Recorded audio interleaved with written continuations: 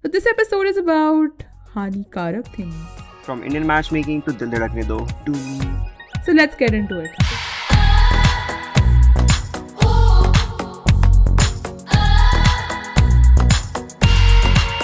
Hello everyone and welcome to AurBata podcast with me Manas and my dear co-host Nitya Bhatia.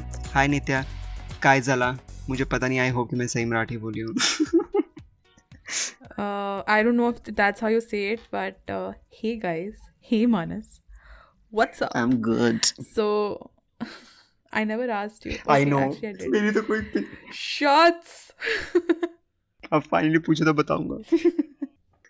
So guys, have you watched Indian matchmaking? Of course you have. It has taken the entire world with a storm. Or just India. And I know we're kind of I know we're kind of late with our responses about Indian matchmaking, but that's because we were recording other episodes of a podcast.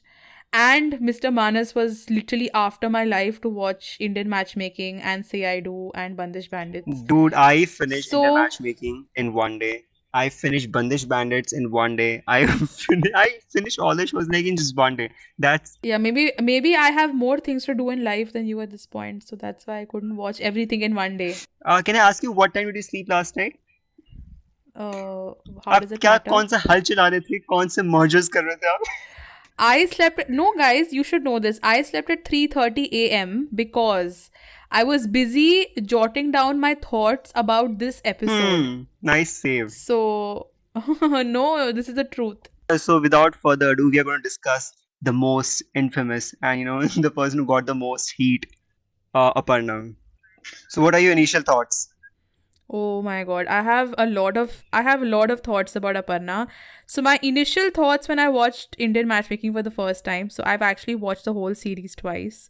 My first thoughts about my God, and that someone dedication. said that I didn't have any time or work because I was watching. हाँ ठीक है. Double standards. I see you. So my initial perceptions about Aparna were extremely negative, and I think you all can relate to that because she seemed like a big snob, and Dude, I had the same thought. Like when I was watching the first episode, I was texting Megha. I was like, I cannot watch this show. Everyone in this show is so obnoxious. Like I found her super annoying. I felt that she had a major superiority complex. She felt that she is above every person she meets, and she's too good for everyone. Nitya, forget superiority complex. That girl said that she doesn't like comedy. I was like, one second, what's happening? And she goes on to say, she basically talked about everything she doesn't like in life. Yeah. She hates the beach. She hates doing nothing. She hates going to for Chicago. More than 3 days. She hates her job. She hates law, and yet she's a lawyer. Dude, I can relate to that. People can hate their jobs, but she says, 3 दिन से ज़्यादा बड़ा vacation. Oh my God, what a catastrophe! I cannot take it. I'm like, once again. Exactly. What's happening? She's against relaxation. She's almost against everything. So that's why she knows what she does not want in life. So let me just tell you, those were my initial thoughts. Now, when I look at the broader picture, I honestly feel that when I go back to her upbringing and about her mother's life, her mom. Speaking of her mother, can you say one thing? Yeah. Remember when she calls the surfer dude loser? Oh my God, that was so mean. I was like, literally, she was like, what a loser. That was so mean. And I mean, I felt really bad for that guy because he has a podcast and now I can just relate to him. I know. So that guy was super hot. Such a good guy. Perfect guy. Yeah, he seemed like a nice person, and like Aparna rejected him because he did not have a 5-year plan. So Aparna, I respect her. She's very career oriented. How many subscribers do you have? Do you have a podcast? Hi, buddy. Yeah, now we're getting defensive because Dil Pe Lagi Too guys, personal, man. Too personal. So just because like this guy the first guy she met did not have a 5-year plan, I mean that is a reason why she was just so disgusted by him and visibly disgusted. But then now that I think about it, I mean she's been brought up in a household where she and her sister, I mean they've done well for themselves, and I respect the fact that she is very career oriented, and she's very certain about what she wants or rather doesn't want in life. And brought up with the values where her mother, at the age, her tender age of 4, her mother tells her that you cannot get anything less than an A in your report card, and less than 3 degrees will not do. So those are the values her mom brought her up with. And obviously, I guess somewhere, You because know her what? mom was I divorced, felt she see, would, I shared the yeah, same thoughts. Like initial thoughts were the same, But after I watched the reunion episode, and then I tried to understand, when she said that, she's getting all the heat, but Pradyuman also he yeah. rejected so many rishtas. Yeah, and Seema Mami actually talked about how fussy and So I was difficult like, Aparna is.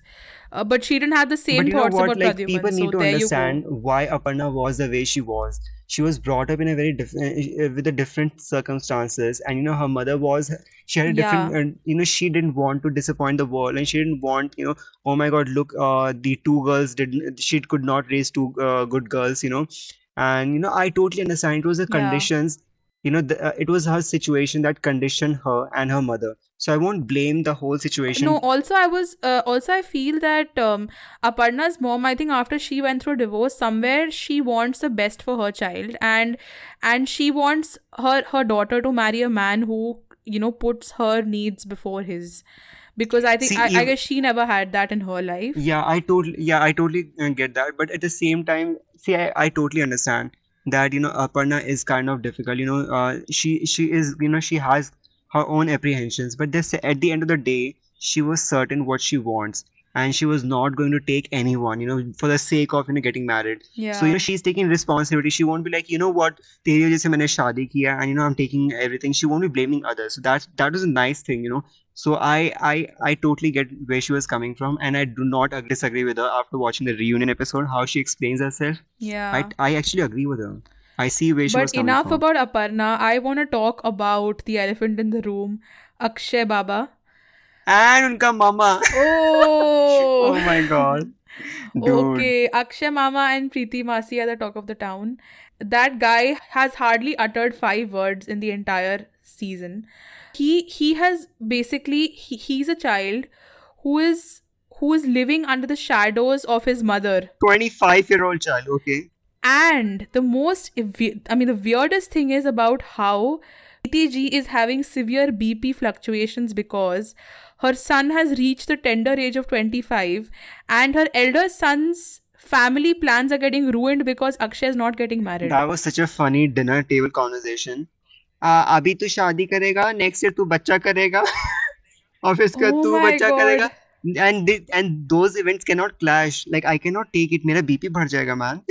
The funny thing is actually, she keeps blackmailing Akshay ki mera BP. And the funny auntie, uh, a lot of people have cancer and they don't blackmail. This reminds me of the Stockholm syndrome, where a person has been assaulted for a long time, and after the initial objection, then that person gets comfortable living with the person who's assaulting them. Captive. It's like, Akshay was, yeah, like, held captive. This is like, Akshay was literally did not have a decision in marrying the person he wants to literally all his life decisions, and finally he wants to marry a woman who resembles his mother in every aspect of his life.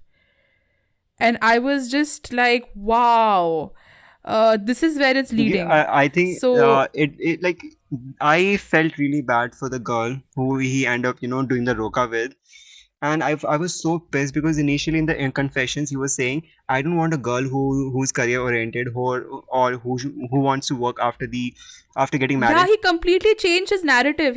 And the moment she's like, you know what, I want to keep working, stay independent after working, after getting married. He was like, yeah, sure. And then he goes on to doing the Roka engagement with her.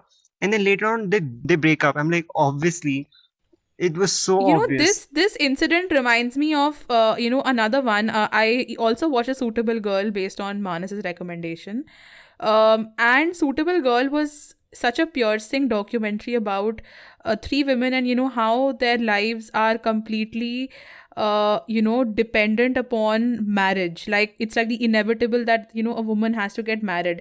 And in that, there was a lady called Amrita, and how she completed her masters and got married to this guy called Keshav. and he promised her that after she gets married, she can continue to work, and she can help him in his family business. But of course, that never happened because his father fell sick, and he's like, no, now that we're married, he completely changed his story, and she had to look after the family, and she I could not felt so work, bad. and it was He's terrible. just I mean, like it was so bizarre for me. He went one step further than Akshay. They stayed married, and they were like, you know what, the girl compromised basically. And I was like so pissed. When she Yeah. was coming back from her parents' house and she was crying because now she's back to the same caged life, and I felt so bad for her. Yeah, and then of course take it another step forward in the movie Dil Dhadakne Do. When like I think Farhan Akhtar plays such a critical role in that film when Rahul Bose tells Farhan Akhtar about how progressive he is as a husband just because he's given his wife permission to work after getting married, and then Farhan Akhtar tells him that she does not need your permission, she does not need anybody's permission to work. She has a life of her own. And people think that these are the men who are very progressive in You know what? life. They are basically a gift to the society who are regressive, but wrapped beautifully, gift wrapped with progressive modern thoughts. They want to appear to be very progressive. We are such good people, but they're actually regressive, highly regressive. Yeah. In fact, I think things get even worse in Amrita's case in The Suitable Girl. I mean, there's so much of toxicity in the Indian society because, she talks about how so much of importance is given to physical appearance and wealth. And she talks about how after she gets married, it's like she literally loses her identity, and 80% of the people who would even visit her in-laws place, they did not even know her or acknowledge her by her first name. Like, she's referred to as Keshav's Nitya, wife. we are talking And about how people were looking at her.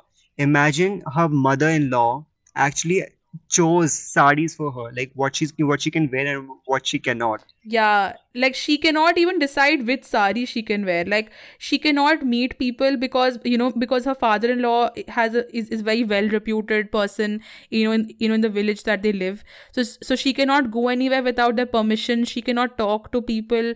She has to cover her head all the time when she goes out. She can't even go to the groceries to buy anything. I mean, it's like it is such a suffocating Talking about existence. suffocation and shows, I watched another show that I recommended, but she could not finish. Yeah, It I was saw four Bandish. episodes. It was Bandish Bandits. It's a new show on Amazon Prime. Basically, in this, guys, spoiler alert. This whole episode is a spoiler alert. But basically, in this Pandit ji, he's like very reputed guy who has amazing talent in singing. He marries twice, and then he abandons the first family without divorcing them properly.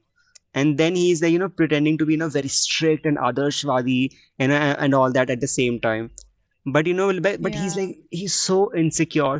He was like this unbeatable singer, classical singer, and then finally a really small girl, like half like I'll say the same age as his son.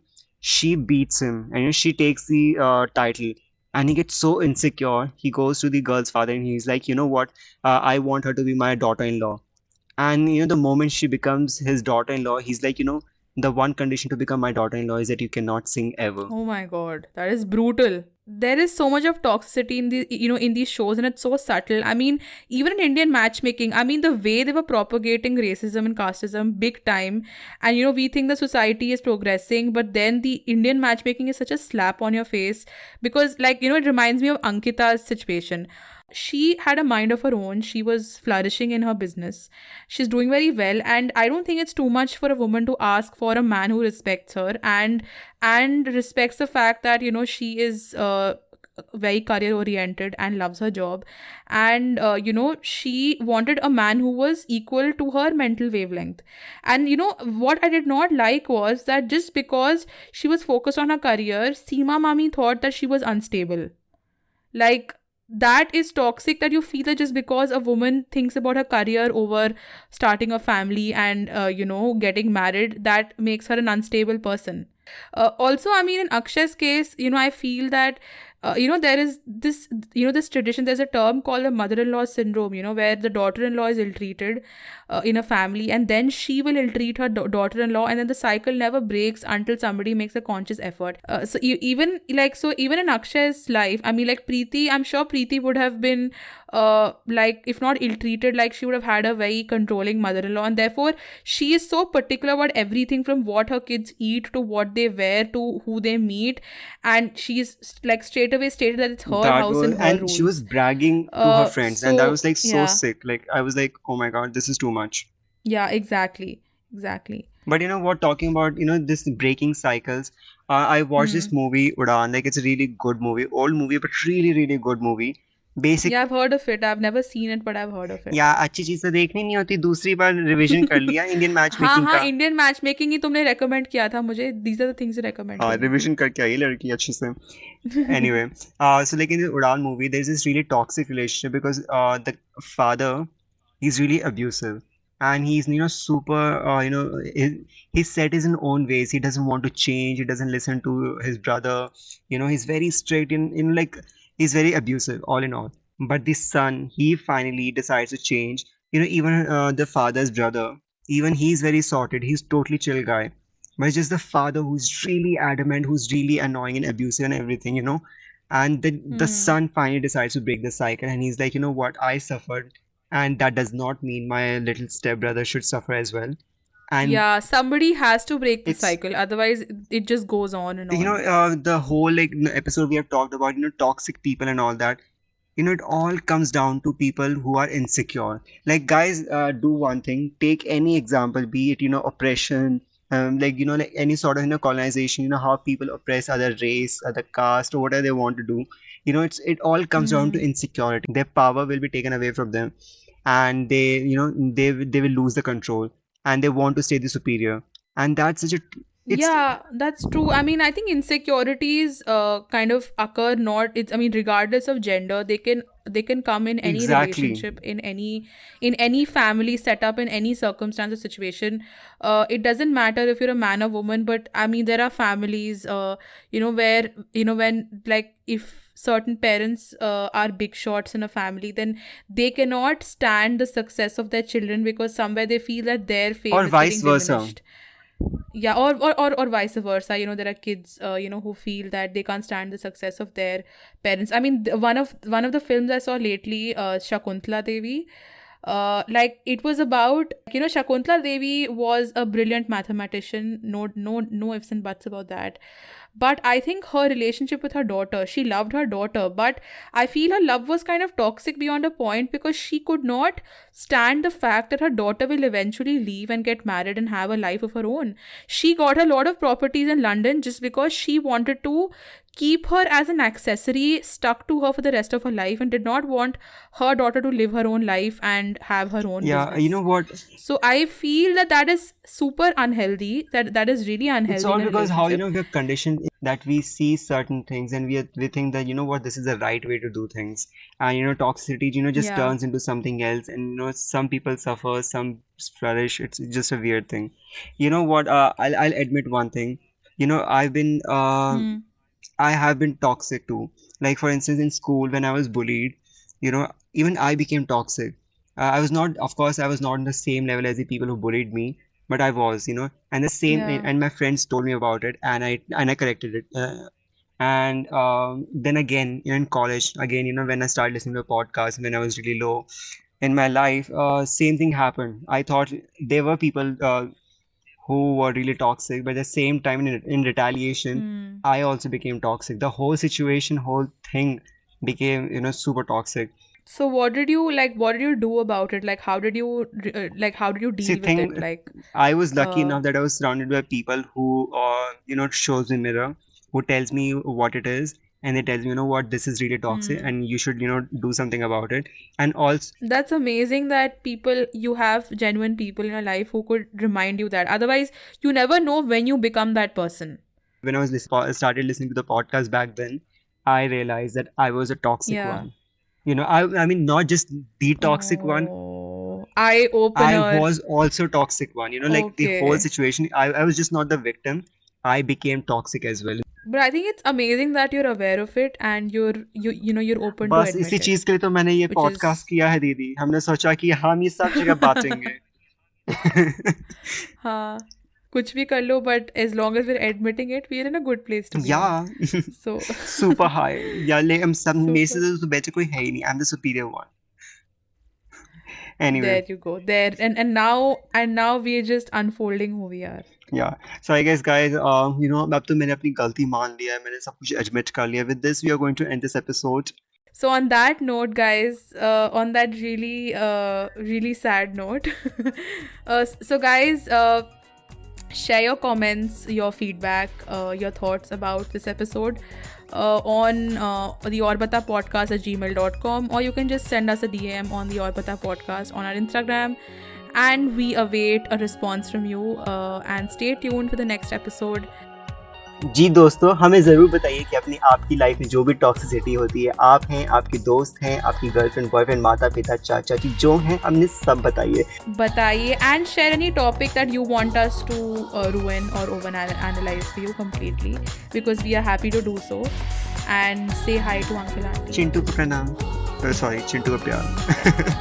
Whatever. प्रणाम प्यार सब चलेगा. See ya guys. Bye.